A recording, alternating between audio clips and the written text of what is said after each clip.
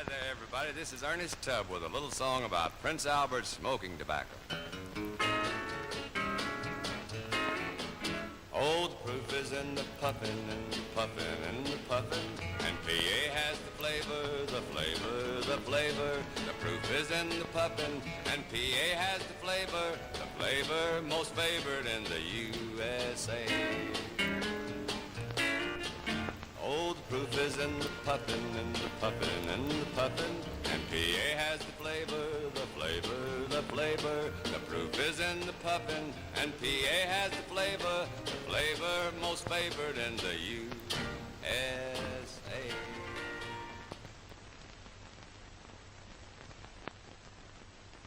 Well, an iconic brand, Prince Albert.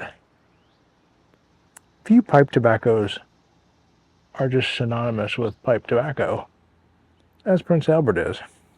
And so I wanted to do a comparison of the USA-made Prince Albert with the current-made Dominican Republic version.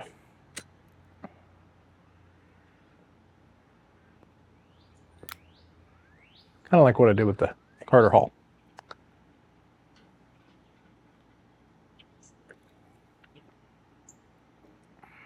So the cut is very similar. I will show you that now. All right, guys, a tale of two Prince Alberts. We have the American-made Prince Albert here. We have the Dominican Republic-made here. So I'm going to get you a little bit of a close-up here of the cut. Okay. And this is, in my left hand is the USA-made, and my right hand is the Dominican Republic. Not too much difference.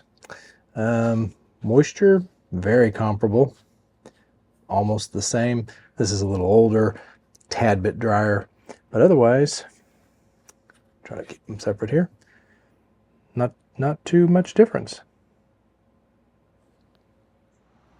Welcome back.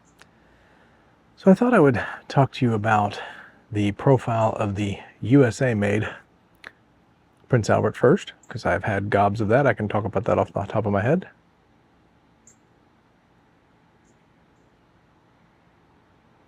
With that version, you get a more of a earthy, walnutty character, burley, a little bit of sour, a little bit of bitter coffee notes at times, this cocoa note that kind of comes in and comes out.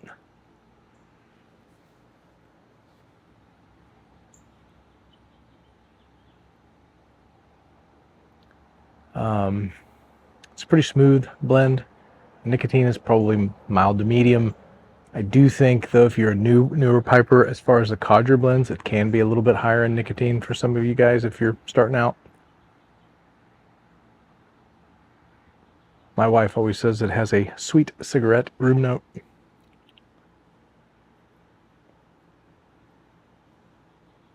It's never been that offensive to her. I don't get much tongue bite with the USA version. Now, the Dominican Republic version, which is what I have in the current production, in my Franken Medico. It is a Cavalier Stummel with a VFQ stem.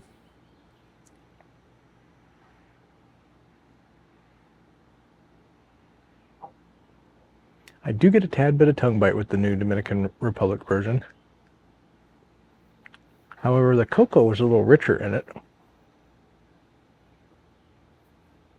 But it's more of like a semi-sweet baker's cocoa. Not more of like a chocolate note that you get in the USA version. Because of that, I will say it's a little less sweeter. But it is a little smoother than the USA version.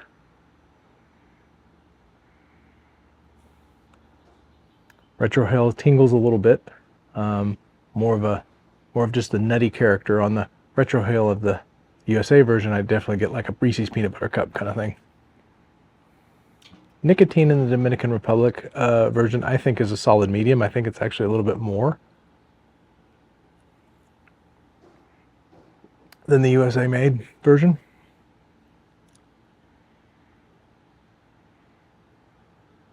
And one of the detractors for me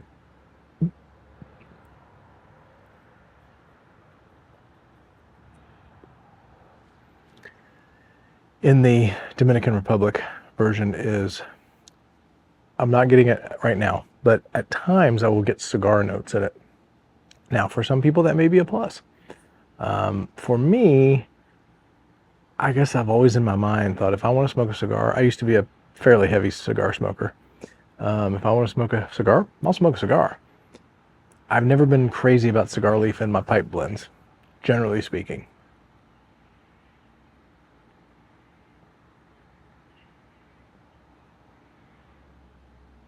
The room note to my wife has been a little bit more pleasing in this version, although she said it's a sweeter cigarette.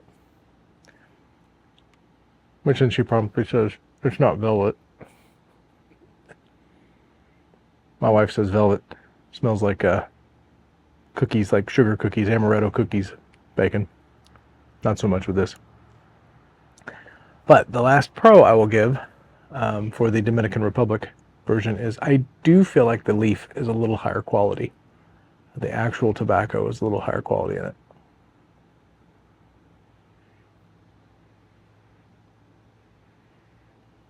And traditionally speaking, I like the older version better.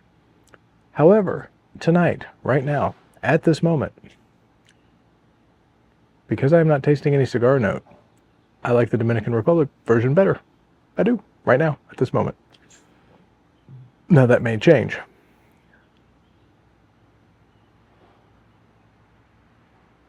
Burn characteristic is good in both of them. They tend to stay lit. You don't have to have a lot of relights.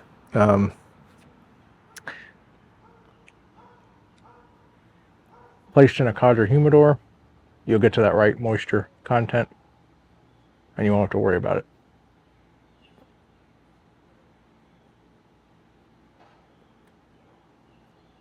I don't believe the humectant that they're using in the Dominican Republic is propylene glycol, but I don't ever get much of vinegar in either the Carter Hall or Prince Albert.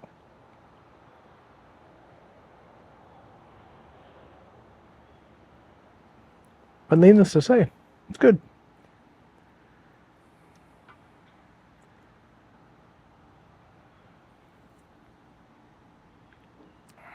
Now, the one detractor, big detractor, like I said, the elephant in the room for both Carter Hall and Prince Albert. And look, I bragged about the burn rate and then I let it go out. Is that neither are available in pouches anymore. So if you want to get Prince Albert, as I say this, I don't know about Four Noggins. I will annotate here if Four Noggins has Prince Albert in bulk where you can get just an ounce of it to try. But generally speaking, if you're going to buy Prince Albert or Carter Hall, it is going to be in a 14-ounce tub, which for me is fine. I like them. But a lot of people, if they've never tried it and they don't know, you don't want to buy that. And I don't blame you.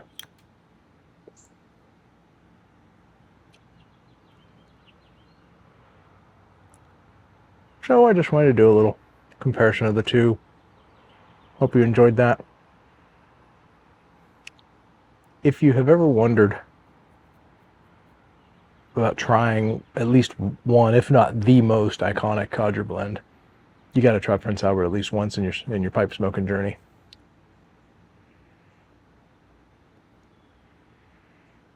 You never know. You might find it might become your favorite blend after all. All right, guys.